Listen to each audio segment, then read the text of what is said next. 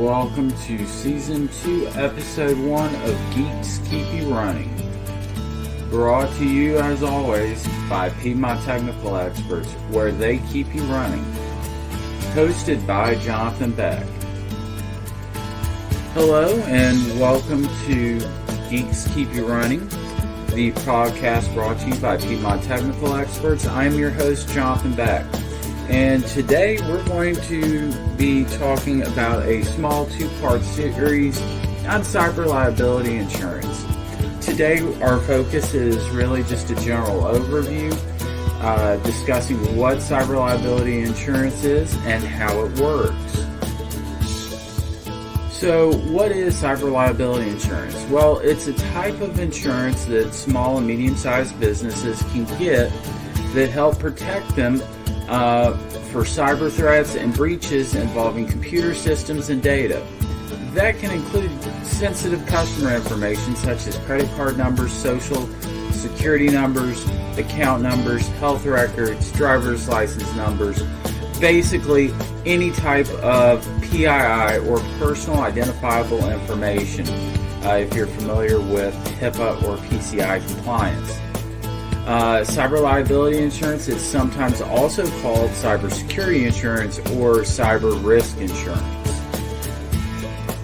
Why should businesses consider getting cyber liability insurance? Well, the small and medium-sized market has been a very ripe target for cyber criminals because small and medium-sized businesses typically don't have the same level of protections as large enterprise organizations because they don't feel like they're either a target or they don't have the budget to compete with enterprise level security measures. Back in 2020, about 1/3 of all cybercrime happened in the small and medium-sized business market. So there is definitely a need for cyber liability insurance for small businesses, but also to implement as much protection as you can when you're looking at your cybersecurity environment. So what does cyber liability insurance cover? It covers the damage that your business suffers because of a cybersecurity breach. This includes items like investigative services, data recovery, and identity recovery. Data recovery covers the cost of recovering your data following a breach.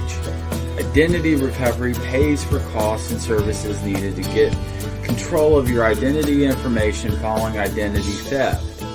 Cyber liability insurance also covers damage impacting your customers or business partners because of the cyber attack. These damages may include things like legal fees, customer notifications, and settlement costs. Cyber liability insurance can provide coverage for costs and expenses related to a number of cyber threat scenarios, including things like suspected network intrusions, cyber extortion threats, data breaches, network or security wrongful acts, denial of service, and network outage situations. Cyber liability insurance can also pay for customer and employee lawsuits due to privacy breaches, lost income because of network outages, public relation costs to restore your company's reputation following a data breach, ransomware payments that you may have to make to get access to your data, and regulatory fines. So we talked about what's included under cyber liability insurance, but there are things not covered by cyber liability insurance. First, business interruption from systems under the control of third parties. So if you're hosting servers at a third-party provider, those interruptions are not going to be covered by your cyber liability insurance. That would actually go under their cyber liability insurance if they had a policy. Criminal proceedings are not covered by cyber liability insurance. Intentional acts. This would include things like fraud, criminal conduct, knowingly wrongful acts done by you or your employees are not covered by your cyber liability insurance. prior acts or knowledge. If you knew you had a vulnerability and then you get hit by a cyber threat, that act is technically not coverable by your cyber liability insurance. And also a subsidiary outside of your control. If you don't have a majority ownership or management control of that organization, that is not included by the parent company's cyber liability insurance plan. So what are some potential cyber attacks? You could have computer attacks. In this kind of an attack, your computer system itself is hacked and or compromised, and the data on the computer is stolen or encrypted, which leads into our second type of attack, which is cyber extortion. Basically, the cyber criminals demand payment for your information, or they potentially will release it out into the dark web. This would be a example of ransomware style attack where your files are encrypted and you have to pay so much to get it back. And then we have data breaches. This is when critical information is stolen, such as personal financial information or personal identifiable information. So, does everyone really need cyber liability insurance? So there are certainly some industries that are more inclined to have cyber liability insurance.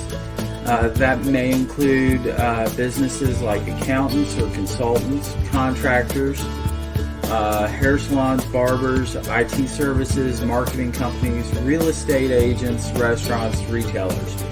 Really anyone who has a computer that is housing any kind of PII data or personal credit information should be considering some level of cyber liability insurance, just as a way to protect yourself against things like ransomware, data breaches, and hacking. So how much cyber liability insurance does a company need? Well, that really depends on your company's specific risk.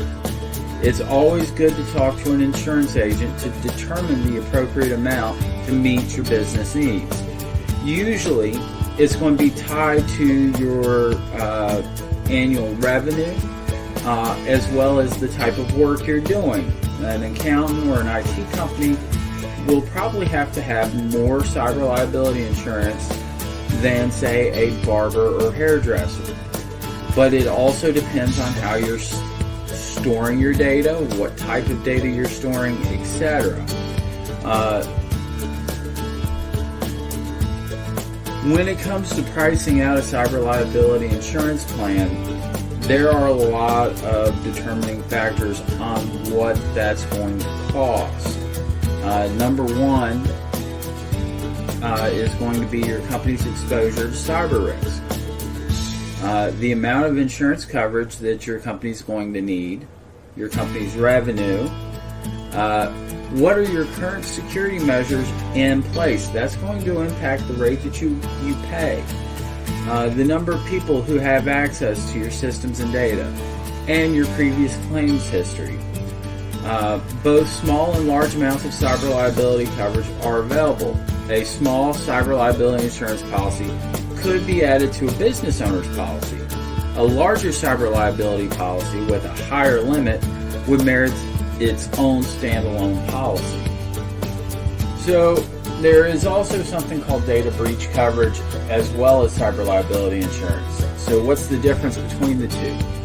Data breach insurance will assist your business if sensitive financial data gets exposed in a data breach.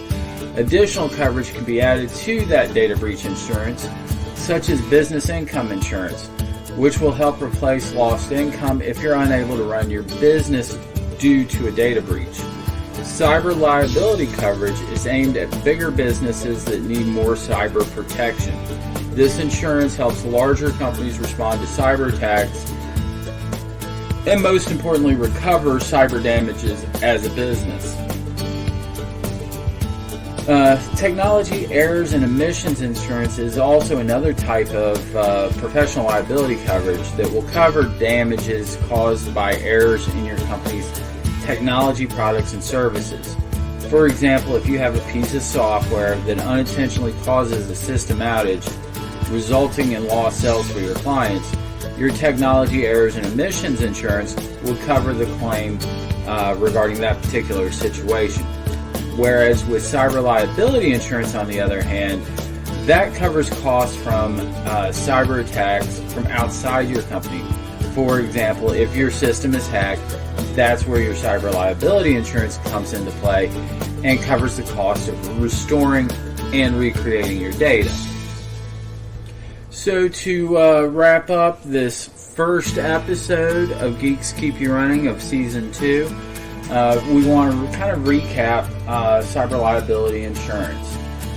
This is something that a lot of companies need to be looking at.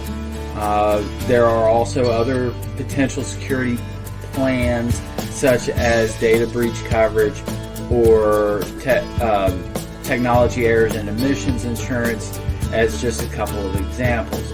We highly encourage you to talk to your insurance agent providing your business insurance to see if they offer these solutions or can point you in the direction of a company that they work with that will provide these protections to your organization. Well, we are very excited to be starting Season 2 off with cyber liability insurance and really talk about some of the tools moving forward on how you can best protect yourself and make sure you're getting the best rates for your cyber liability insurance plans. We'll be talking about some of the network protections that you can have in place next week. If you like this episode, please remember to like, comment, share, and subscribe. And just remember, keep running and stay secure.